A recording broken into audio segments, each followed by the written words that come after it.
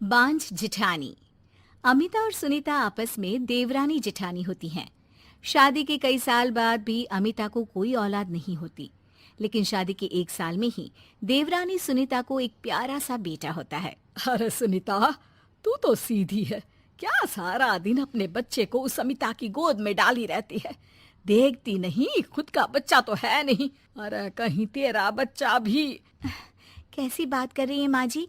अभी उनकी शादी को भी तो सिर्फ 5 साल ही हुए हैं। कई लोगों को तो 10-10 साल बाद भी बच्चे होते हैं। सास को सुनीता की बात अच्छी नहीं लगती। वो अमिता के पास जाती है। देख अमिता, घर का काम करा कर। सुनीता का एक तो छोटा बच्चा, वो बेचारी घर को चिराग भी दे और सारा दिन किचन में खटती रहे, और ऊपर से तू आराम करे। दीदी, खाने में क्या बनाना है दोपहर को? मैं किचन में जा रही हूँ। अरे नहीं नहीं, मैं हूँ ना, मैं खाना बना लूंगी। अरे खाना आप बनाएंगी तो मुन्ने को कौन पकड़ेगा? अरे तू पकड़ेगी, मैं पकड़ूंगी। भाई माँ ही तो मुन्ने को पकड़ती है। तू काम करे और ये मुन्ने के नाम पर आराम। अरे नहीं नहीं माँ जी, मैं माँ हूँ माना, लेकिन अमिता दीदी का प्यार भी कम नहीं है। सारा दिन भी नहीं खिलाएंगी तो रात को नींद नहीं आएंगी इन्हें। अरे तो दूसरे की औलाद तो दूसरे की होती है ना। ला अमिता, मुन्ने को मुझे दे दे। लेकिन जैसे ही मुन्ने को सास गोद में लेना चाहती है, वो उनके पास जाने से इनकार कर देता है। अरे काला जादू कर दिया है इसने। बच्चा किसी के पास आ ही नहीं रहा है भाई। माँ, इसे काला जादू नहीं, प्यार कहते हैं, जो दीदी मुन्ने से करती हैं। अरे हाँ हाँ, हम तो दुश्मन है ना इसके, जो ये हमारे पास नहीं आ रहा है। अरे सगी दादी हूँ मैं, पूरी की पूरी कोठी इसी के नाम कर जाऊंगी। अब बोल, अब भी प्यार है क्या इससे? अमिता को सास की बात पर गुस्सा आ जाता है। वैसे भी माँ जी, पूरे घर में यही एक चिराग है, तो आप इसे दे या ना दे, सारा कुछ इसी का है, चाहे वो मेरा भी क्यों ना हो। हाँ, अभी तो बड़ी जबान चल रही है, लेकिन जब घर पूरा इसके नाम होगा ना, तब पता चलेगा।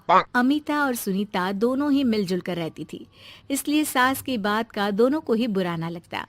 मिलजुल कर काम करती और हंस खेल कर रहती। अरे बेटी, तेरी दोनों भाभियों ने तो मुझे साइड कर रखा है।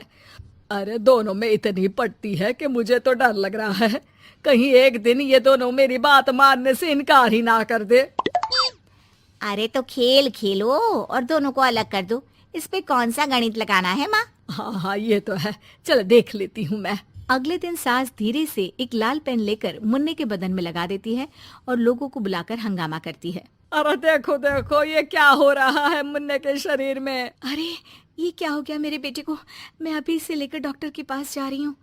अरे ना दीदी, परेशान मत हो, मैं तैयार कर देती हूँ और कैब बुला लेती हूँ, बाद में ले जाइए आप इसे। अरे बेटा, तेरा है, वो क्यों ले जाएगी? वैसे भी ये डॉक्टर का नहीं, तांत्रिक का मसला है। किसी ने मुन्ने पर जादू करने की कोशिश की है, जिससे वो मुन्ने को मार ले। सुनीता ये सुनकर रोने लगती है। कौन मेरे मुन्ने को मारने की कोशिश करेगा माँ जी? नहीं नहीं, ऐसा कुछ नहीं होगा। सास अमिता की तरफ देखकर कहती है।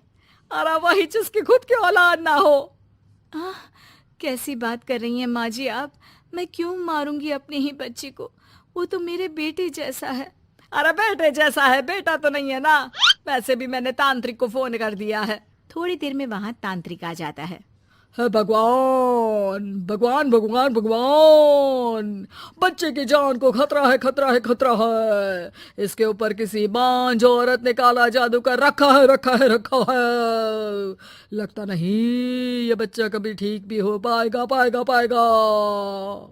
नहीं नहीं, मेरे बेटे को बचा लीजिए। अमिता दीदी, आप इतना गंदा सोचेंगे मुन्ने के लिए, मैंने सोचा भी नहीं था। अरे कैसी बात कर रही हो सुनीता? मैंने तो मुन्ने को माँ से बढ़कर प्यार किया, ये सोचो भला मैं ऐसा क्यों करूंगी? लेकिन बेटे के प्यार में पागल सुनीता सास की जाल में फंस जाती है। दीदी, आज से आप और मैं अलग हैं, मेरी रसोई अलग, आपकी अलग, और आज के बाद मुन्ने को छूने की क्या, देखने की भी कोशिश मत करिएगा। अमिता सुनीता को समझाने की कोशिश करती है, पर कुछ नहीं होता। अगले रोज। ला सुनीता, मैं मुन्ने को नहला कर तैयार कर देती हूँ। नहीं नहीं माँ जी, मैं नहला देती हूँ। लेकिन जैसे ही वो मुन्ने को नहलाने लगी, पेन के निशान एक एक करके निकल गए। अरे माँ जी, ये तो किसी ने पेन से निशान बनाए थे। देखिए, जैसे ही मैंने मुन्ने को नहलाया सारे निकल गए। अब अरे नहीं नहीं बहू, ये तो बाबा का कमाल है कि बच्चे के ऊपर से ये साया धुल गया। लेकिन ये क्या माँ जी, मुन्ना तो रोया ही जा रहा है, न खा रहा है न दूध पी रहा है, बस चाची चाची कर रहा है। अरे इतनी जल्दी उसका भूत नहीं उतरेगा इसके सर से, मार मार कर खिला। जी माँ जी। लेकिन सुनीता का बेटा, जिसे अमिता से बेहद प्यार था, वो उसके पास जाने की जिद में ना खा रहा था ना पी रहा था। उसकी हालत बिगड़ती ही जा रही थी। हार कर एक दिन, माँ दीदी दिखाई नहीं दे रही है, क्या वो मायके चली गई है क्या? अरे क्या पता कहाँ गई, रुक बड़कू से पूछती हूँ। ए अमिता कहाँ है? माँ जल्दी पता करिए ना, दीदी कहाँ है? मुन्ने की हालत दीदी के लिए खराब होती जा रही है। सुनीता मुन्ने को लेकर नीचे अमिता के पास जाती है। अमिता बिस्तर पर पड़ी होती है। वो कमजोर सी दिखती है। बड़ी आराम से सो रही हैं आप, यहाँ मुन्ने की तबीयत खराब हो रही है। वो जैसे ही अमिता को छूती है, अरे दीदी ये क्या हो गया? आपकी तबीयत तो काफी खराब है। मुन्ने के बिना मैं नहीं रह सकती सुनीता, मैं उसके बिना नहीं रह सकती।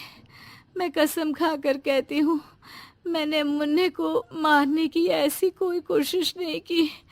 मैं तो खुद मुन्ने के बिना मर जाऊंगी। मुन्ना आप ही का तो है दीदी, मुझे माफ कर दीजिए। ये पकड़िए अपना बेटा,